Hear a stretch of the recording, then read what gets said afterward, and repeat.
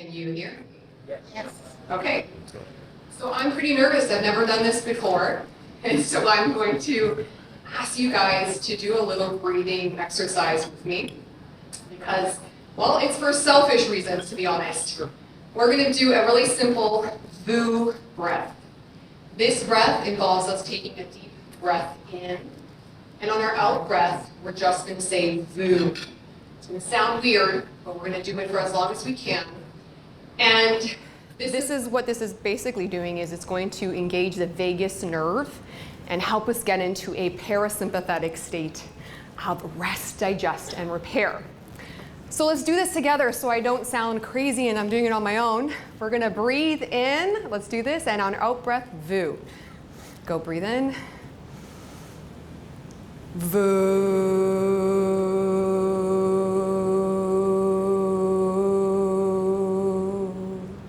Beautiful. We're going to do it one more time. This time I'm going to ask you to put your hands on your belly.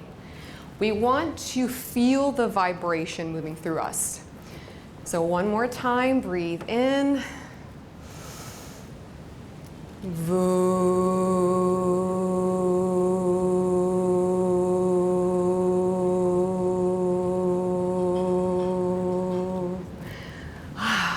Much better. As you already heard, I am VANESSA'S. I am a mind-body grief expert and coach. And in June of 2012, I died during a routine visit to the ER for another debilitating migraine. I was hooked up to an IV of pain meds, and shortly after, I flatlined. As they rushed me to the resuscitation room and began to work on me, I got to experience something that I can only describe as pure peace.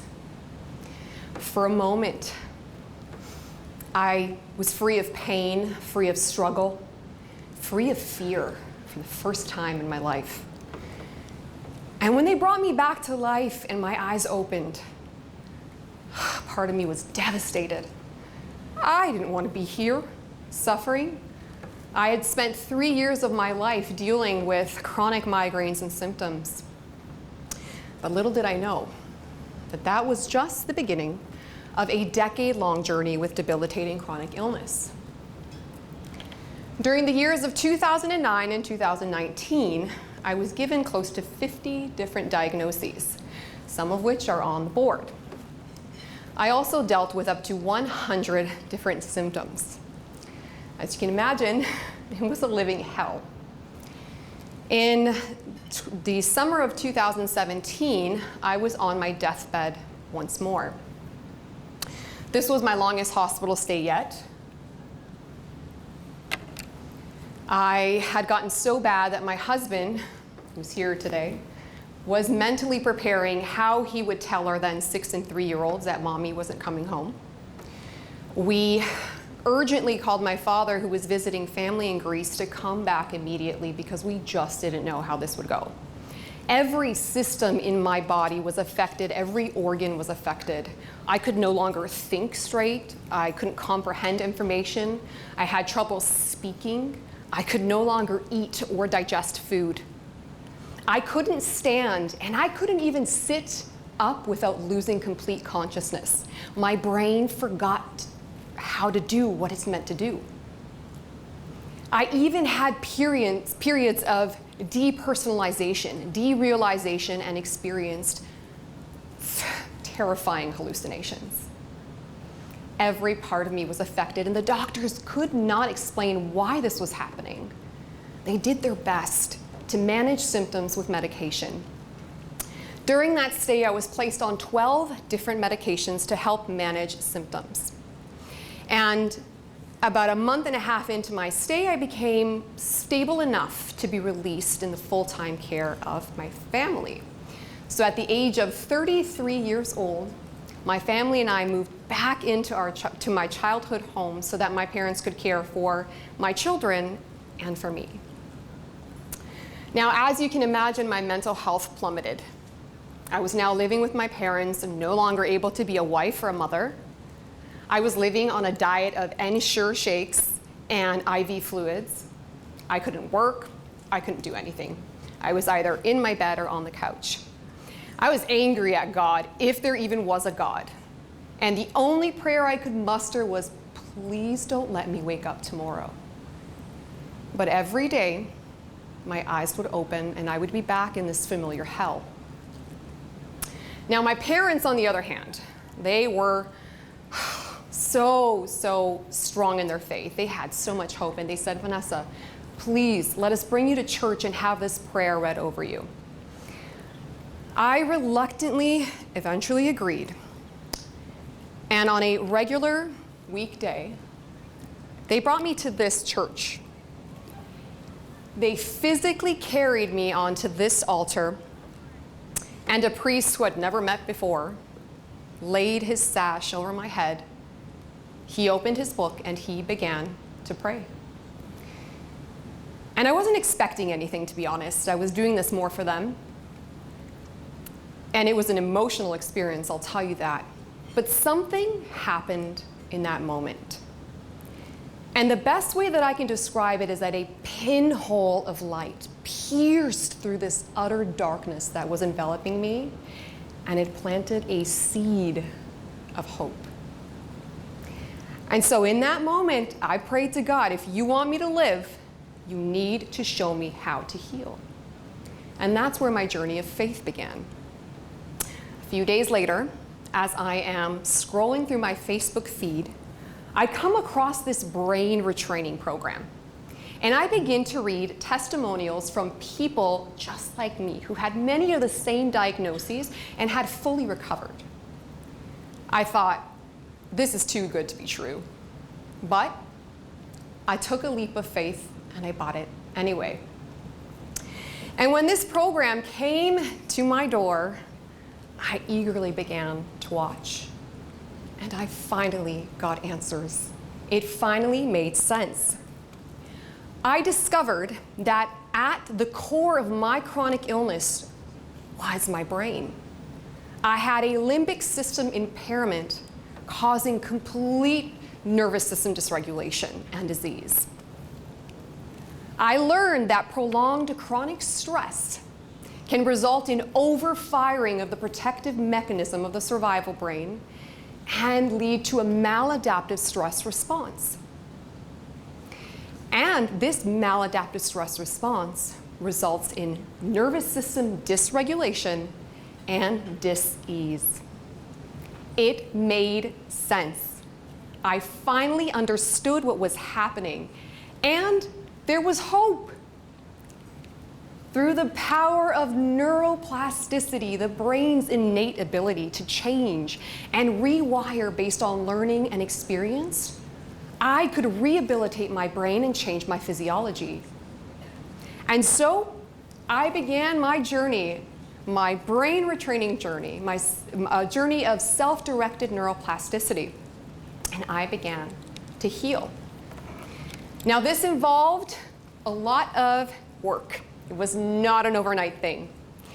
And I had to show up dedicated. I had to be consistent and show up every single day for myself. And some of the practices and principles that I had to include were the following. So interrupting old neurology, the old pathways that got me sick, the stress pathways. I had to redirect and create new neural pathways of health and wellness. I had to limit CAN chemistry, the stress chemistry of cortisol, adrenaline, norepinephrine as best I could. And I focused on increasing the dose chemistry, the feel-good chemicals of dopamine, oxytocin, serotonin, and endorphins. I learned to cultivate safety in my body through somatic and vagus nerve work. And I visualized myself healthy, whole, and healed, and repeated it over and over again, multiple times a day. And can you guess what happened? I healed. About, say, 2 years into my brain retraining journey, I was back at work, I was off my medication, I was living a pretty full life. The story doesn't end there. As you know, life happens. In November of 2021, my family and I contracted COVID, a Delta variant. And in weeks, our lives were flipped upside down. My father was suddenly intubated and in a coma, and I was in and out of hospital with pericarditis and double lung pneumonia. Within 3 weeks, at the age of 62, my father passed. And I was suddenly beginning this lifelong journey of devastating grief because he was one of the most important people to me in my life. And while I was beginning this grief journey, I was diagnosed with long COVID. But something felt so familiar about this long COVID. I knew, although the grief experience was different, that the physical experience was familiar. I had the awareness to recognize that long COVID was really my brain again. I was back in a chronic state of stress. My nervous system was completely dysregulated, and it makes sense.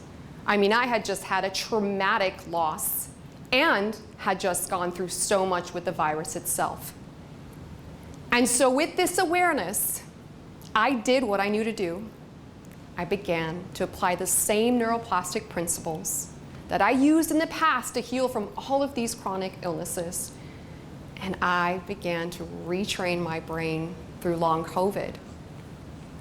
And I was able to regulate my nervous system and rewire my brain and heal from this too in a matter of a couple months.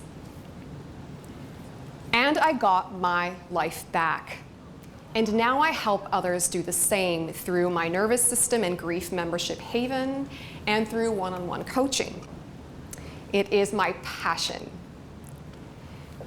Now you may be wondering, how does this apply to me? I'm not chronically ill. What does this have to do with me? Well, I ask you to take a good look at the screen. All of these signs, these symptoms, are a sign that your brain is working overtime to protect you, and that you are likely in a state of chronic stress and dysregulation. Therefore, you too could benefit from this work, from regulating your nervous system and retraining your brain. And what better time to start than right now? I already walked you through a really simple practice in the beginning of this talk, which is the VU breath. Excellent for the vagus nerve. This next practice is going to incorporate the vagus nerve once more, but I'm going to ask you to first get comfortable in your chairs, and I want you to look straight as best as you can, maybe as possible, if it's possible. And all we're going to do is I'm going to guide you through a series of exercises that's only going to involve your eyes. And for anyone who does not feel comfortable doing exercises with their eyes, you can sit out and VU or just breathe. So this is really simple. We're going to sit in our chairs, just get comfortable, allow the chair to support you. Look straight ahead, wherever you're seated, straight forward. And without moving your head, you're going to move your eyes all the way to the right and find one point to focus on. And we're going to stay here for 30 to 60 seconds. Now, why are we moving our eyes? Well, we're moving our eyes because they're connected to the vagus nerve, and we're trying to stimulate that so that we can stimulate and enter out of the sympathetic activation, that fight-flight response, and into parasympathetic, rest and digest. And you may notice as you have your eyes there, a spontaneous sigh, maybe a yawn, more saliva, or a general softening in your body. And these are all signs that you are in rest, digest, recover. And as you are looking there, even if you don't notice anything, don't worry, there's nothing wrong. It can take a moment for the brain to get the message. Now I'm going to invite you to move your eyes slowly back to center. And we're going to repeat on the left side. Again, just moving your eyes as far as you can to the left for 30 to 60 seconds. And just noticing any signs of that parasympathetic activation And what I love about this practice is that it takes 2 minutes. It can be done anywhere in your lecture hall, in your office, wherever you are. It brings blood to the brainstem, oxygen to the brain, and can help release tension. And it resets the nervous system. It interrupts the chronic stress cycle and brings you back into regulation. It's practices like these that can change your brain, change your nervous system, and your life. Now I invite you to just bring your eyes back to center once more and just get a feel for how you're feeling. Maybe even check your range of motion in your neck. Maybe you might notice that there's less tension. Maybe you notice that you're a little more alert, or maybe you're more relaxed, whatever that might be. And I know I didn't go to medical school. I actually went to York University. I graduated cum laude with a double honors BA in criminology and sociology.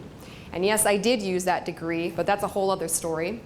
And I went to U of T to study bereavement. But I am an expert on all matters chronic illness, nervous system work, and brain retraining because I lived it, I learned it, and I teach it. I have connected with thousands in the chronic illness community, and I have seen people like myself going from bedbound to an abundant life through this work.